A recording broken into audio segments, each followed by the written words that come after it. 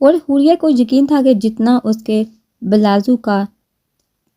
Blouse کا size ہے وہ اس کی کمر کو چھپا تو ہرگز نہیں سکتا، مگر اپنے میسنے ہاتھ کو ساڑی کا ایکس رے کرتے دیکھ حوریہ نے وہاں سے فرار ہونا چاہا تھا، جس پر کمر پر لپیٹے سے جھٹکے سے خود آہستہ نے اپنا بازو حوریہ میں بھیجا تھا۔ میں یہ واحد ساڑی مر کر بھی نہیں پہنوں گی، آہستہ کی باہوں میں مچلتے دبے دبے لہجے میں چلا کر کہا تو آہستہ نے سمجھنے کے انداز میں سر ہلایا۔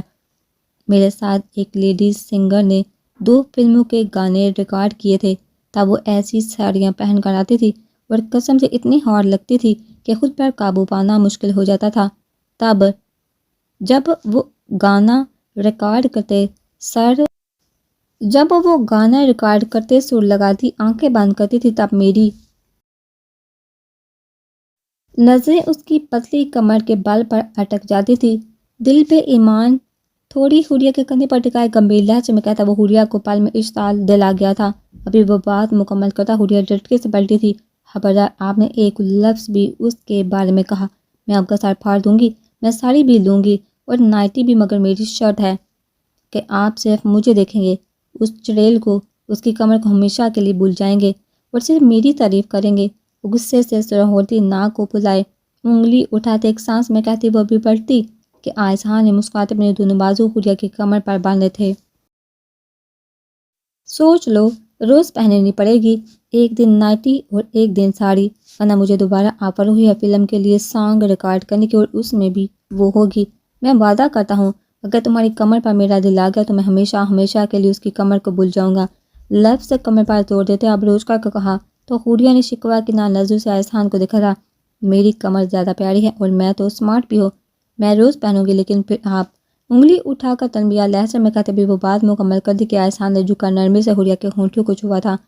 اس دن آہستہ نے حوریہ سے بات کرنے کا سوچا تھا، وہ اب اپنا رشتہ آگے بڑھانا چاہتا تھا، مگر پھر کچھ سوچ کا وہ رک گیا تھا۔ وہ حوریہ کو شادی تک کا خود کو مینٹلی اس شروعات کے لیے ریڈی ہونے کا وقت دے چکا تھا۔ اس کا کہنا تھا اس شادی پر وہ اپنی زندگی کا نیا آغاز کرے گا۔ وہ حوریہ کو ایک دفعہ پھر اپنی دلہن کے روپ میں سجا ہوا دیکھنا چاہتا ہے۔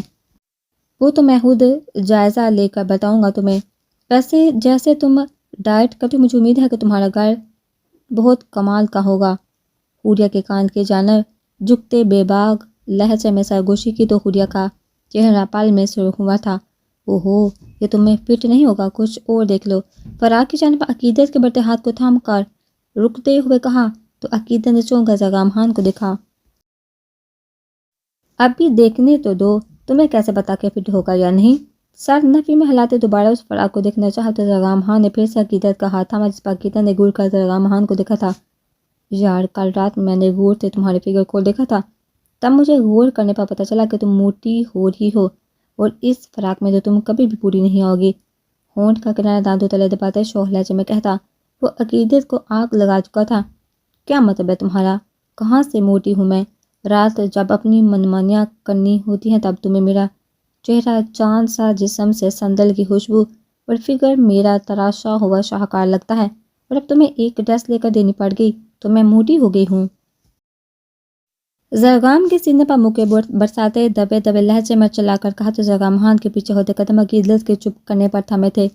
یار سوری نا، کل شاید میں نے دور سے دیکھا تھا، آج قریب سے دیکھا بتاؤں گا، اور پھر جہاں سے موٹی لگی تمہیں اسی ٹائم بتا دوں گا، مگر پھر آج رات کل کی طرح نہرے نہ کرنا، ورنہ میں ڈسٹرب ہوں گا۔ اور ٹھیک سے اپنے بے باک لفظوں سے وہ عقیدت کو سر تا پیر سرخ کر چکا تھا۔ ابھی وہ اپنی زبان کے جو حرکات ہے کہ عقیدت نے آگے بڑھتے اپنی ہتھیلی زغام خان کے ہونٹ پر رکھی تھی، جس سے شدت سے چومتے زغام خان نے اپنے سینے پر ہاتھ اپنے سینے پر دل کے مقام پر رکھا تھا۔ آج رات احساس سوچنا بھی مت، جب تک شادی ختم نہیں ہو جاتی تو میرے پاس بھی نہیں بٹکو گے۔ اگر تم نے میرے قریب آنے کی کوشش بھی کی تو زغام خان، میں تمہارا سر پھاڑ دوں گی۔ زغام خان کے پاؤں پر اپنا ہیل والا پاؤں مارتے تنبیہ لہجے میں کہا تو زغام خان نے گر کر عقیدت کو دیکھا تھا۔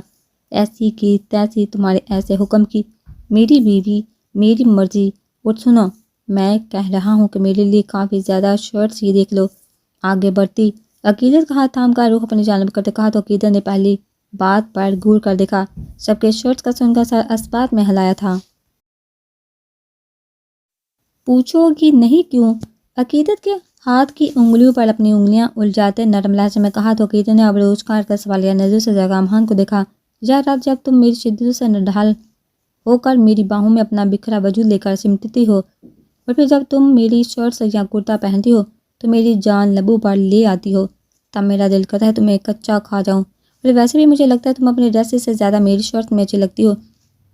Hot like coffee, smooth like butter, sweet like honey, sour like tamarind and diet time. میرا دل تمہیں سچ میں کھا جانے کا کرتا ہے۔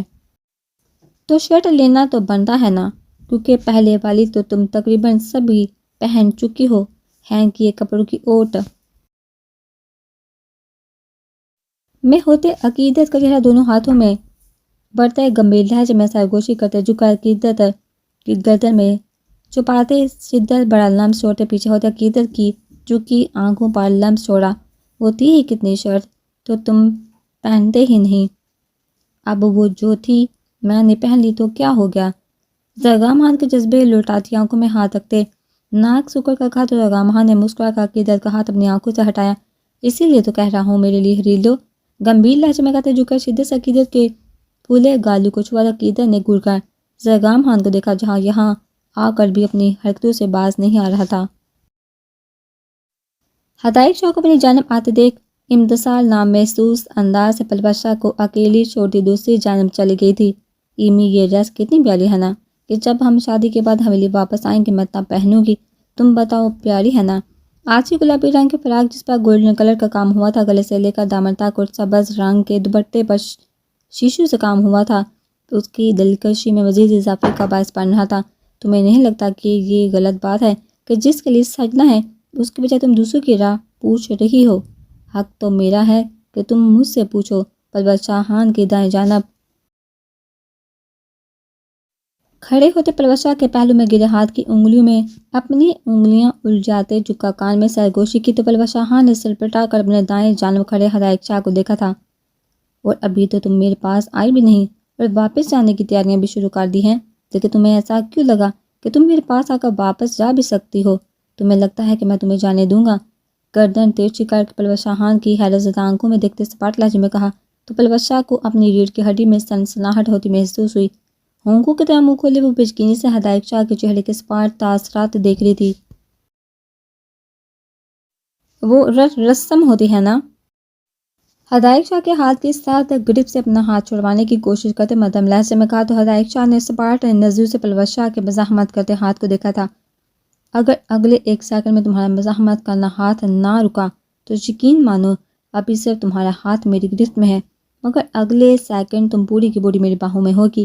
اب سوچ لو، جب ہاتھ تھاموں یا تمہیں باہوں میں بالوں، مجھے تو کوئی مسئلہ نہیں ہوگا، بس تم شاید اپنے ہوش و حواس گوا دو۔ ہدایت شاہ کی نظر ہدایت شاہ کے طنز میں ڈوبی سخت لہجے پر پلوش شاہ کا مزاحمت کرتا ہاتھ پال میں رکا تھا، جبکہ ہدایت شاہ کے سخت لہجے پر پلوش شاہ نے پلکوں کی باڑ اٹھا کر ہدایت شاہ کو دیکھا تھا، جس کے چہرے کے تاثرات ہنوز سپاٹ تھے۔ وہ سمجھ نہیں پا رہی تھی آخر وہ کیوں اس طرح بات کر رہا ہے۔ وہ جتنی بار بھی اس سے ملا تھا تب اس کے لمس میں شدت ہوتی تھی، مگر آنکھیں اور لہجہ ہمیشہ نرمی و محبت لیے ہوئے ہوتا تھا۔ اس لہجے میں تو تب ہدایت شاہ نے بات نہ کی تھی جب وہ اسے تھپڑ مار چکی تھی، مگر پھر آج کیوں ناراض ہیں؟ ہدایت شاہ کو ہینگ کیے کپڑوں کو دائیں ہاتھ سے آگے پیچھے کرتے دیکھ مدھم لہجے میں کہا تو ہدایت شاہ کے ہونٹوں پر طنزیہ مسکراہٹ گئی۔ میں جس بیوی کے لیے دن رات پاگل ہو رہا ہوں، جس کا بے صبری سے انتظار کر رہا ہوں کہ وہ کچھ دنوں تک میری زندگی میں ہمیشہ ہمیشہ کے لیے آنے والی ہے، جس کے بعد اس پر صرف اور صرف ہدایت شاہ کا حق ہوگا، وہ صرف اور صرف میری بن کر رہے گی۔ وہی بیوی میرے پاس آنے سے زیادہ آ کر واپس جانے کے لیے بے چین ہے۔ اسے شوہر کے جذبات، اس کی محبت اس کی طرف سے زیادہ رسم ایجاد ہیں، تو اس بات پر مجھے صرف غصہ یا ناراض نہیں ہونا چاہیے، بلکہ اپنا جائز حق استعمال کر کے ایک اچھا شوہر بننے کے بجائے اس دن کی طرح صفاق منی کرنے والا ضدی اور گھمنڈی ہدایت شاہ بنتے ہوئے تمہیں یہاں سے لے جا کر قید کر دینا چاہیے، جہاں سے ہدایت شاہ ہو اور اس کا حکم ہو، پلوش شاہ ہدایت شاہ ہو اور اس کی حکم کی تکمیل ہو۔ سرد ٹھٹھرا دینے والے لہجے میں کہتے نکاح والے دن کا حوالہ دیا تو اس دن کو سوچتے پلوش شاہ نے وہ نازک جان کا وہ روپ دوبارہ ساہتا جڑی لی تھی دیکھ سکتی تھی۔ اس دن کے ہدایت شاہ کو یاد کرتے اس کے رونگٹے کھڑے ہو جاتے تھے۔ وہ کبھی دوبارہ جو اس روپ میں سامنے آتا تو پلوش شاہ کو یقین تھا کہ وہ زندہ نہ بچی۔ آپ مجھ پر صرف اپنا حکم چلانے کے لیے قید کرنا چاہتے ہیں۔ لہجے میں حیرت سموئی نیلی آنکھوں کو پٹ پٹاتے ہدایت شاہ کے سرد بڑھتے چہرے کو دیکھتے استفسار کیا تو ہدایت شاہ نے چونک کر نہ سمجھے سے پلوش شاہان کو دیکھا اور پلوش شاہان کی بات سمجھتے دل کیا کہ اپنا سر پیٹ لے۔ وہ جو غصے میں اتنا کچھ بول رہا تھا، میڈم کو اس بات کی پرواہ نہیں۔ دکھ تھا تو صرف اور صرف اس بات کا کہ وہ حکم چلانا چاہتا ہے۔ پلوش شاہ کے معصوم چہرے کو سخت نظر سے گھورتے یا کلہت خود باہد آنکھوں میں نرمی اتر آئی۔ چہرے کے تنے تاثرات دل پڑتے مسکراہٹ میں ڈال کے کبھی پلوش شاہ کے ماتھے ہاتھ کو جھٹکے سے اس کی کمر پا باندھتے اس کے قریب تار کیا۔ ہاں تو کیا تم میرا حکم نہیں مانو گی؟ تمہارے سر کا سائیں ہوں، سہاگ ہوں تمہارا، میرا حکم ماننا تو فرض بھی ہے۔ والہانہ نظر سے پلوش شاہ کے چہرے کو دیکھتے گمبھیر لہجے میں استفسار کیا تو پلوش شاہ نے اپنے کپکواتے بائیں ہاتھ سے ہدایت شاہ کے بازو کو تھامتے خود کو گرنے سے بچایا۔ شرم سے سر پڑتی چوٹ نگاہوں سے ارد گرد نگاہ دوڑائی مگر خود کو ایک کونے میں ہدایت شاہ کے چٹان جیسے وجود کے پیچھے چھپا ہوا محسوس کرتے سکون کا سانس لیا۔ میں آپ کے کہنے سے پہلے ہی سب کام کر دوں گی۔ پلکوں میں جالڑ کو اٹھائے مدم لہجے میں کہتے سرے سے نظر جھکائیں تو ان پلکوں کی جالڑ کے اٹھتے گرتے رقص کو دیکھتے ہدایت شاہ کو اپنا دل ان میں ڈوبتا ہوا محسوس ہوا کہ تم سمجھ رہی وہ کام نہیں، میرے حکم کی نوعیت کچھ اور ہے۔ گنی ہمدار پلکوں پر پونگ مارتے ہمار آلودہ لہجے میں کہا تو ہدایت شاہ کی دہکتی سانسوں کو اپنے چہرے پر محسوس کرتے پلوش شاہ نے سختی سے اپنی آنکھیں مچی جبکہ ہدایت شاہ کی سانسوں کی محسوس کن خوشبو کو گہرے سانس بٹے اپنی روح میں اتارا۔ پلوش شاہ کی اس انجانے میں کی گئی حرکت پر ہدایت شاہ کی آنکھوں میں پل میں خمار ڈلا تھا۔ گہرے سانس بڑھنے سے گلے میں پڑنے والے کھڈے کو دیکھتے ہدایت شاہ کو اپنے گلے میں کانٹے سے چبھتے محسوس ہوئے۔ اپنے بے لگام ہوتے جذبات سے گھبرا کر ہدایت شاہ نے نرمی سے پلوش شاہ کی کمر سے ہاتھ ہٹایا جبکہ پلوش شاہ کا ہاتھ ہنوز ساتھی سے تھما ہوا تھا جیسے کہ ہدایت شاہ کے آگے بڑھنے پر نظریں ہدایت شاہ کی چوڑی پوچھ پر ٹکائے۔ جواب دیا تو ہدایت شاہ نے گہری سانس بھرتے ارد گرد دیکھا تھا۔ دل میں جذبات کا ٹھاٹھے مارتا سمندر تلاطم برپا کیے ہوئے تھے۔ پلوش شاہان کے قریب ہونے اس کے معصوم سوالات کو سنتے ہدایت شاہ کے لیے اپنے جذبات پر بند باندھنا مشکل ہونے لگا۔ تبھی سب کی نظروں سے بچتے چینجنگ روم کا دروازہ کھولتے پلوش شاہ کا ہاتھ تھامتے اسے سمجھنے کا موقع دیے بغیر اندر داخل ہوتے دروازہ بند کر چکا تھا۔ پلوش شاہ کو دیوار سے لگاتے دونوں ہاتھ اس کے اطراف میں رکھتے ہدایت باہر چلے۔ ہدایت شاہ کی جذبے لٹاتی سرخ آنکھوں سے گھبراتے سر سے ہو کر باہر جانا چاہا تو ہدایت شاہ نے پلوش شاہ کا بازو تھامتے اسے دوبارہ اس سے اپنے سامنے کیا۔ Look into my eyes. Hidayat Shah کے سنجیدہ لہجے پر پلوش شاہ نے چونکا نیلی گہری آنکھوں میں دیکھا تھا مگر ہدایت شاہ کی لو دیتی جذبے لٹاتی نظروں میں دیکھنا محال ہوا تھا۔ سرت سے نظر پھیری، نہیں خشک پڑے ہونٹوں کو تار کرتے نظر جھکائے منمنا کر جواب دیا تو ہدایت شاہ کے نابیک ہونٹوں پر مسکراہٹ رنگی۔ شائننگ سٹار، تمہیں سر کے سائیں کے حکم کچھ اسی نوعیت کے ہیں۔ سو بی پریپیئر کیونکہ اس کے بعد والا حکم تمہارے لیے جان لیوا ثابت ہوگا۔ پلوش شاہان کے تھر تھر کانپتے